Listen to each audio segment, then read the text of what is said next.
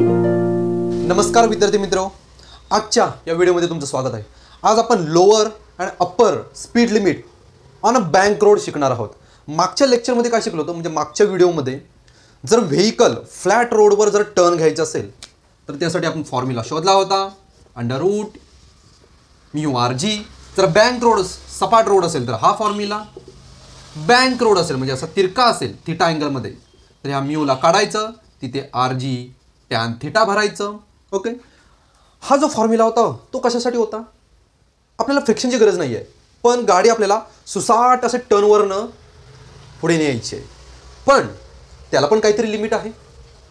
कितीही फुल स्पीडने आपण टर्नवरून गाडी नेऊ शकत नाही।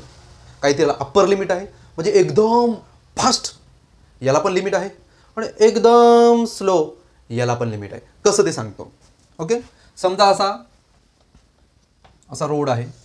ओके, असा रोड क्रॉस सेक्शन घेतो आणि असा थिटा अँगलमध्ये थोडा वर उचललेला आहे आणि गाडी अशी तुमची आहे। मी टायर काढत नाही गाडीचा।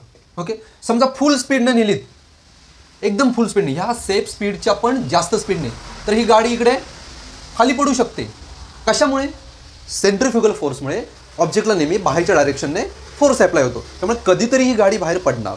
ओके, दुसरं, एकदम स्लो चालवलीत, एकदम गोगलगाईसारखी स्लो चालवलीत तर ती गाडी खाली स्लिप डाऊन पण होऊ शकते। त्याच्यामुळे अप्पर लिमिट पण आहे आणि लोअर लिमिट पण आहे। म्हणजे गाडी किती स्लो चालवावी टर्नवरून आणि किती फास्ट चालवावी त्या टर्नवरून याला सुद्धा लिमिट आहे। जास्तीत जास्त याचा उपयोग रेस कारमध्ये जास्त यूज होतो। आपल्या डेली लाईफमध्ये एवढा फरक पडत नाही, पण जे रेसिंग ट्रॅक असतात ते खूपच तिरके असतात, एवढ्या अँगलमध्ये तिरके असतात, तिथे या फॉर्म्युलेचा यूज करतात। ओके, आता आपल्याला अप्पर लिमिट आणि लोअर लिमिट काढायचं।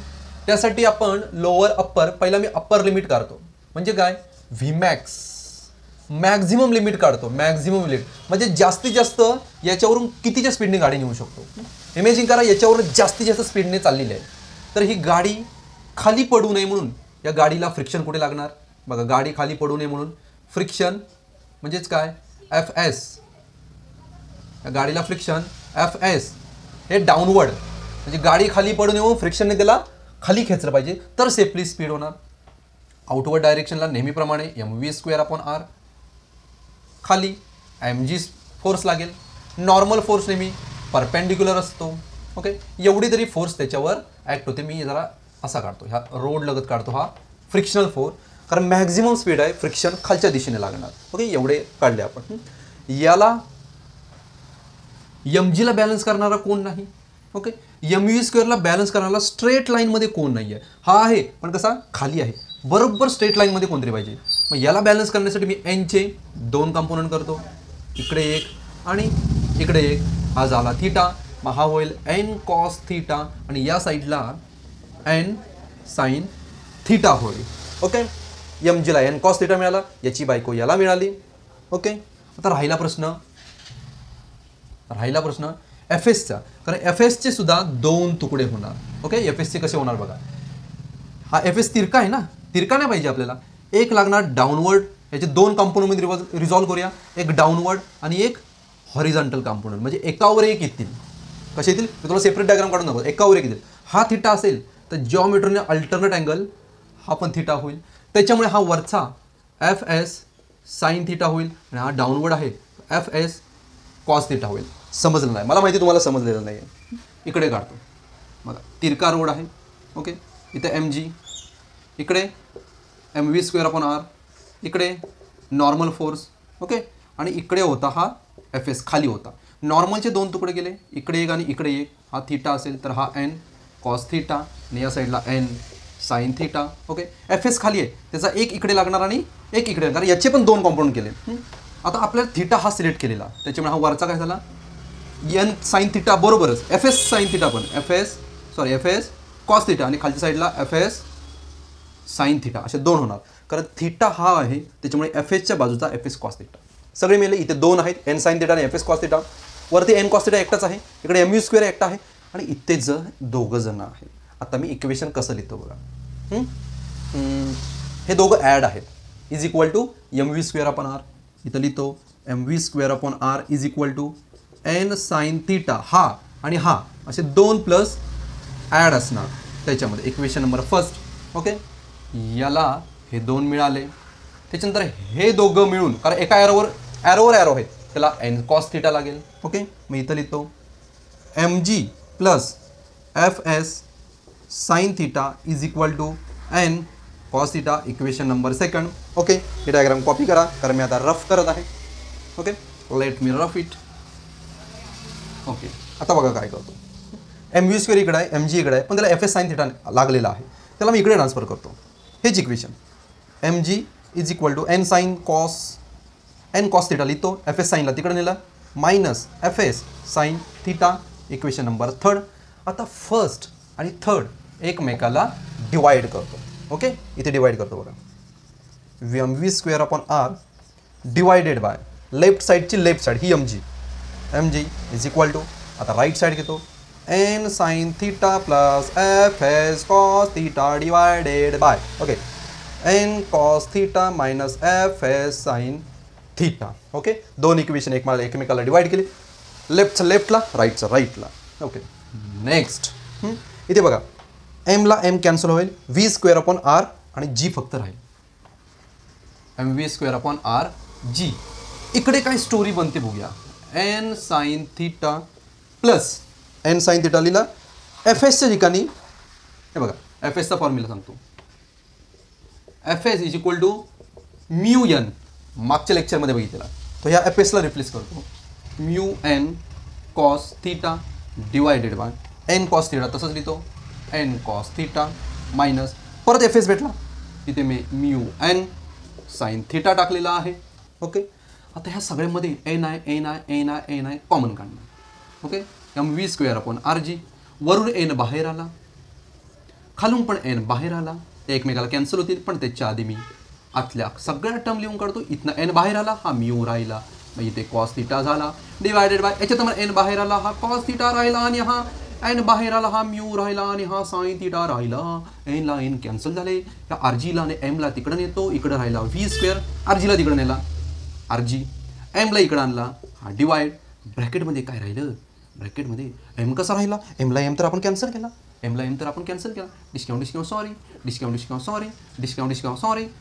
ओके, आर जी ब्रॅकेटमध्ये sine theta plus mu cos theta divided by cos theta minus mu sine theta. Okay, जवळजवळ इक्वेशन तयार झालेलं आहे.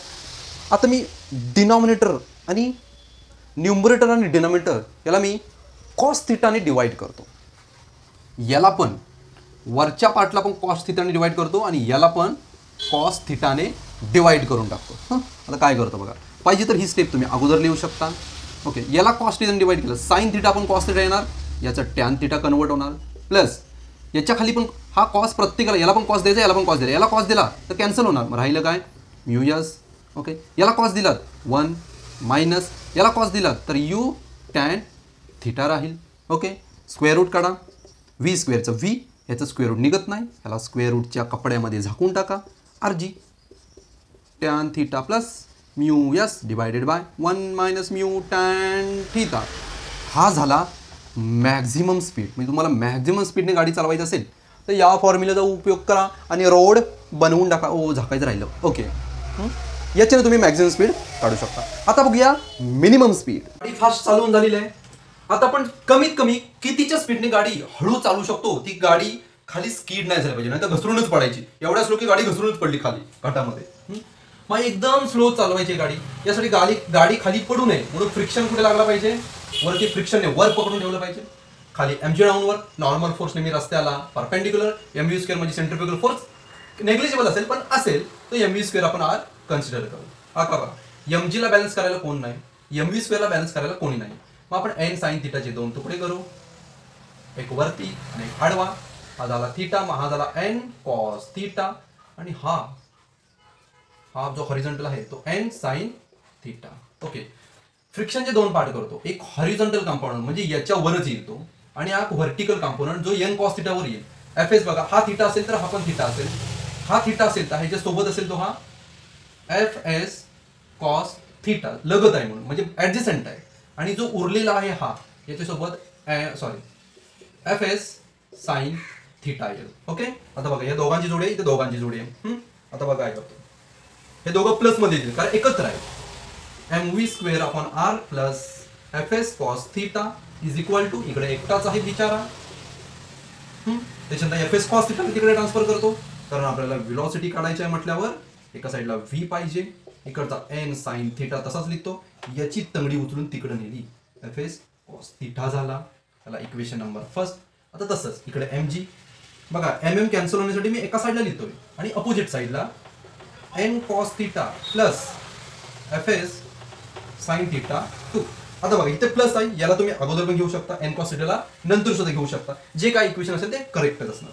दोघं एकमेकाला डिवाइड करतो, 1 and 2 डिवाइड करतो मी इथे, M V square upon R divided by M G, इकडच्या टर्म तसंच लिहितो, N sine theta minus F S cos theta divided by N cos theta plus F S sine theta. हमरे ख्याल से M M ला मारून टाकतो. बघा मागचा आठवा सेम प्रोसेस आहे, काय फरक नाही. तर मागाशी एफ एस खाली होता, हा वरती लागलेला आहे, त्याच्यामुळे इक्वेशन मध्ये थोडा change. V square upon R G is equal to F S च्या ठिकाणी काय टाकणार, म्यू एन, बाकी तसंच लिहितो, N sine theta minus F S ला mu N cos theta divided by इथं N cos theta plus F S ला रिप्लेस करतो म्यू एन साइन थीटा, परत एन कॉमन काढतो वरच्या टर्म मधून, इथे पण येणार इथे पण येणार, दोन्ही बाहेर आला, इथे पण येणार इथे पण येणार, एन बाहेर आला. आतमध्ये राहिलं काय रे, आतमध्ये राहिलं काय रे, तर कॉस थीटा राहिला, कॉस थीटा राहिला. ओके, एन ला N cancel, V square upon R G. मागाशी काय केलेलं, ह्या प्रोसेस लेट केल्या होत्या पण मी ऑलरेडी करतोय. ह्याला प्रत्येकाला कॉस थीटानी डिवाइड करतो. साइन थीटाला कॉस थीटानी केलं, टन टॅन थीटा मायनस, याला केलं तर कॉस थीटा कॅन्सल होईल, याला कॉस थीटा डिवाइड केलं, 1 येईल, cos theta upon cos theta 1 plus तर mu sine theta upon cos theta केलं तर त्याचा टॅन थीटा तयार होईल. टॅन थीटा आरजीला ट्रान्सफर करतो, व्ही स्क्वेअर आरजीला ट्रान्सफर केलं, इकडे ब्रॅकेटमध्ये उरलेलं tan theta minus mu S लिहितो, 1 plus mu S tan theta. Okay, square root काढतो, व्ही स्क्वेअरचं व्ही, याचं निघत नाही त्याचं निघत नाही, त्याला स्क्वेअर रूट मध्ये ढकला. Okay, tan theta minus mu S divided by 1 plus mu S tan theta. Same process आहे. आता मागचं हाला मिनिमम, मॅक्झिमम मध्ये आणि मिनिमम मध्ये काय डिफरन्स आहे का, हे सगळं सेम आहे. इथे डिफरन्स असेल, इथं प्लस आहे, खाली मायनस आहे. इक्वेशन इक्वेशन तो बरोबर आहे, हा इक्वेशन तर बरोबर आहे. इथं 1 खाली होता, तिकडे 1 असेल, थोडासा चेंज आहे तो बघा. मला वाटतं हे कम्प्लीट झालेलं आहे. पुढचं वॉल ऑफ डेथ बघूया, त्या पुढच्या लेक्चरमध्ये बघूया. तोपर्यंत बाय. कॉपी करा.